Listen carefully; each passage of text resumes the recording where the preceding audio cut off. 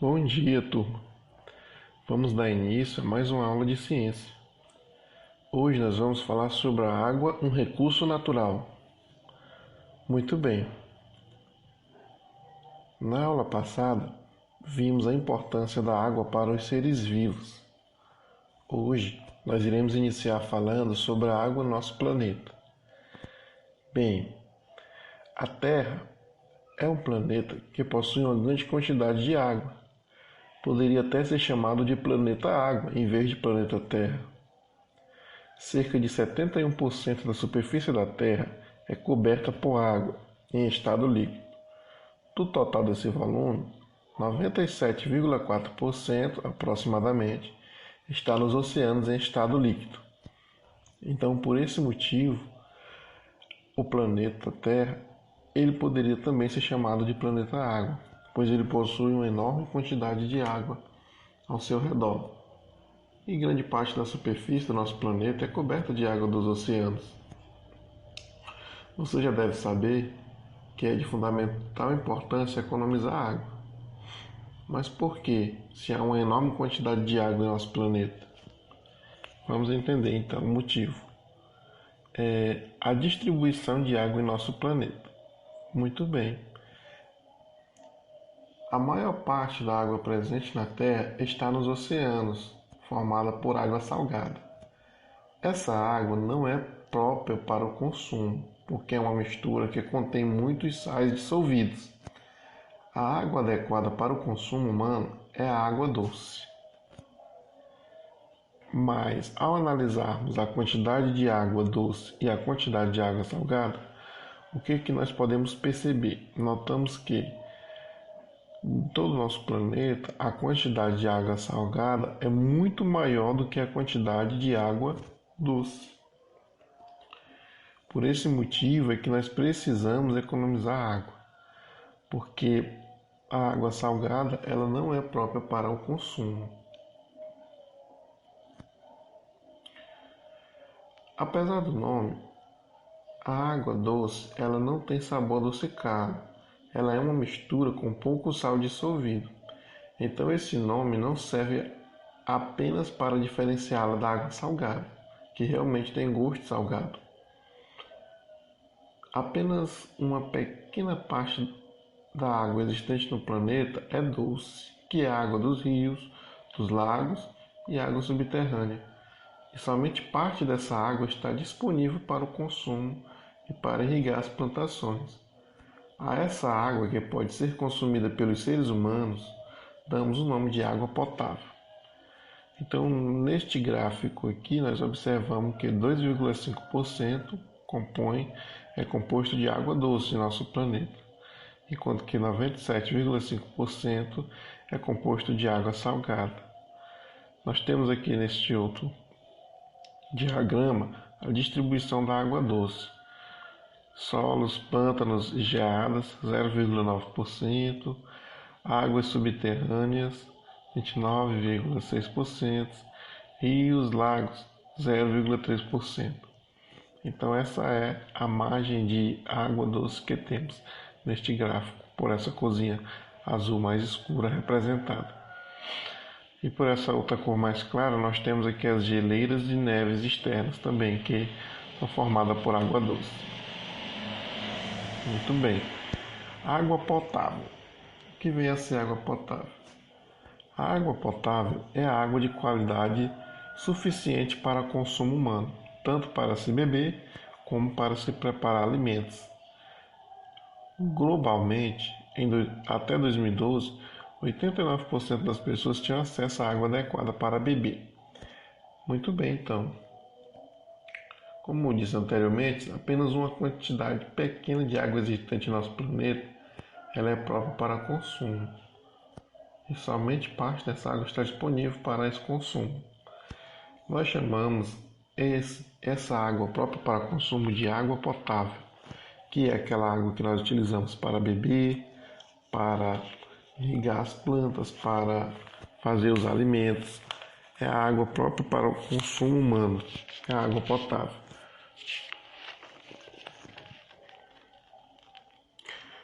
Vamos imaginar Toda a água da Terra é representada por 100 gotas de água. Imagine essa situação.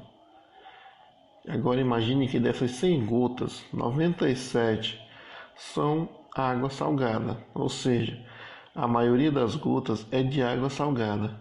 Apenas uma pequena parte, 3 gotas, é de água doce. Então, a partir dessa ideia, nós notamos que a água doce realmente é uma quantidade muito pequena em nosso planeta. Outro local também onde encontramos água doce são nas geleiras, Da água doce que não está congelada, grande parte é subterrânea. Essa água pode ser retirada do subsolo por meio de poços cavados no chão. A menor parte de água doce descongelada é aquela que está em rios, represas e lagos. Essa água é tratada para abastecer a maioria das residências, escolas, hospitais e o comércio. A água também é muito utilizada nas indústrias, na irrigação das plantas e nas criações de animais. Mas grande parte da água doce do planeta Terra está congelada nas geleiras. Por exemplo, nessa foto nós observamos aí as geleiras. Será que ela é formada por água potável? De todo modo, uma coisa é certa: potável ou não, com certeza é sempre refrescante. O melhor de tudo é que essa água ela é obtida a partir de recursos naturais, sem causar impacto negativo na natureza.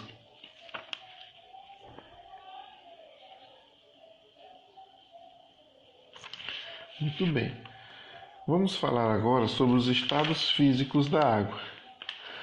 Vocês já devem ter percebido que a água pode se apresentar de algumas maneiras diferentes, não só da maneira na qual utilizamos ela para beber. Nós chamamos esses estados de estados físicos. Os 3 estados físicos da água dizem respeito ao ciclo dessa substância na natureza. Sua movimentação gera processos de transformação, fazendo com que a possa ser líquida, sólida ou gasosa.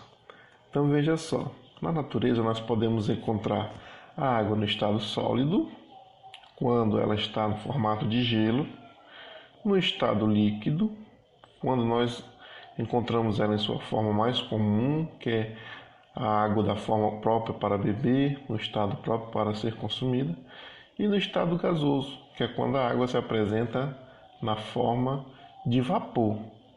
Então, esses são os estados físicos da água. Ela pode se apresentar de maneira sólida, de maneira líquida ou de maneira gasosa na natureza. Quando a água muda de estado físico, ela recebe um nome. O processo pelo qual ocorre essa transformação recebe um nome. Por exemplo, se a água sai do estado líquido para o sólido, dizemos que sofreu solidificação. Se a água sai do estado sólido para o líquido, fusão. Se a água sai do estado líquido para o gasoso, vaporização. E se sai do gasoso para o líquido, condensação. Então, aqui são alguns fenômenos físicos que podem acontecer na mudança de fase da água. Por exemplo, se nós temos a água no estado líquido, você coloca no congelador. Se você coloca 1 litro de água no congelador da sua geladeira, com o passar do tempo, aquela água vai virar gelo. Então, nós dizemos que aconteceu a solidificação. Agora, se você pegar uma quantidade de gelo que estava no congelador e deixar sobre a mesa, dentro de um copo sobre a mesa, o que vai acontecer? Aquele gelo vai virar água. Então, aconteceu a fusão. Quando você ferve uma água e passa muito tempo, você nota que ela começa a borbulhar e começa a vaporizar, ou seja, a água começa a se transformar em vapor. Então, isso é a vaporização. E a condensação, quando é que ela acontece? Acontece quando o vapor volta a ser líquido. Por exemplo, se você pegar uma água muito gelada e colocar em um copinho de vidro, você vai perceber que ao redor desse copo vai se formar algumas gotinhas de água. Então, essas gotinhas de água que se formam ao redor do copo é a transformação do estado gasoso para o estado líquido. O ar que está ao redor do copo, ele vai resfriar até virar líquido. Nós temos esse diagrama que mostra melhor essa mudança de estado da água, do ciclo da água. Veja só. Se ela sai do sólido para o líquido, dizemos que é fusão. Do líquido para o sólido, solidificação. Se ela sai do líquido para o gasoso, nós temos a vaporização. E sai do gasoso para o líquido, nós temos a liquefação ou condensação. Tanto faz, recebe dois nomes. Pode ser liquefação ou condensação. Agora, no caso de uma substância do estado gasoso passar direto para o estado sólido, ou passar do estado sólido direto para o estado gasoso, sem passar pelo estado líquido, nós dizemos que ocorre o processo de sublimação. Um exemplo de sublimação é as paredes de gelo formadas dentro do congelador da sua geladeira. Perceba que o gelo formado dentro do congelador, ele não estava no estado líquido anteriormente. Ele estava no estado gasoso. Dentro do congelador só tinha vapor de água. Esse vapor resfria ao ponto de se transformar em gelo no estado sólido. Então é um processo de sublimação. Agora vamos falar um pouquinho sobre o ciclo da água. Muito bem. O ciclo da água também é chamado de ciclo hidrológico. Ocorre por meio das mudanças dos estados físicos e da movimentação da água pelos seres vivos e pelo meio ambiente. Esse ciclo depende diretamente da energia solar, dos movimentos de rotação da Terra e até mesmo da gravidade. Então, esse é o ciclo da água. Veja que neste ciclo ocorrem as mudanças de estados físicos, Evaporação, condensação. Então, o ciclo da água está diretamente relacionado com as formas com que a água pode aparecer. A quantidade da água que existe no nosso planeta ela é sempre a mesma. Ela não aumenta nem diminui. A água que corre pelos rios vai para o mar, evapora, forma nuvens e retorna para os lagos e rios quando chove. Esse ciclo da água está representado nessa ilustração que você nota aqui. A água ela resfria e aí acontece a chuva e a partir daí você nota que com o tempo o sol faz com que ela evapore e posteriormente ela condensa, ou seja, esse vapor se torna novamente em água. E note que com o calor do sol, a água dos rios, das represas, dos lagos, dos mares, dos oceanos, ela evapora e se mistura com o ar. A água que existe no solo e nos seres vivos também evapora. As plantas e os animais liberam vapor de água em sua transpiração. Parte da água que passa pelo processo de evaporação chega às camadas das altas da atmosfera, que são muito mais frias, e lá se inicia o processo de condensação que forma as nuvens. Quando as nuvens acumulam uma grande quantidade de água, ocorre a chuva ou precipitação. Com a chuva, a água volta ao solo, aos rios, aos lagos e aos seres vivos. Assim, o ciclo da água é reiniciado. Muito bem, então esse é o ciclo da água. Mas vamos falar agora sobre o uso da água. Será que utilizamos a água apenas para beber? Obviamente que não. Nós podemos usar elas para vários outros tipos de coisa. E o uso da água ele pode ser classificado de duas formas. Por exemplo, nós temos os usos consultivos, que são aqueles usos da água em que há perda entre o que é retirado do corpo da água e o que retorna a ele, como nos abastecimentos domésticos e industrial, na irrigação e na limpeza pública. Então, quando se utiliza a água nesses setores, nós temos os usos consultivos, onde você pega parte da água e transporta para outro meio, para poder utilizar, como acontece aqui no abastecimento doméstico e industrial. E quando você vai irrigar as plantas, ou então você vai fazer uma limpeza, você vai tirar água de um ponto para outro. Então esse é um uso consultivo. Mas existem outros usos, que é os usos não consultivos, que são aqueles em que não há necessidade da retirada da água de seu local de origem, como para geração de energia, transporte e navegação, lazer, piscicultura, por exemplo, né?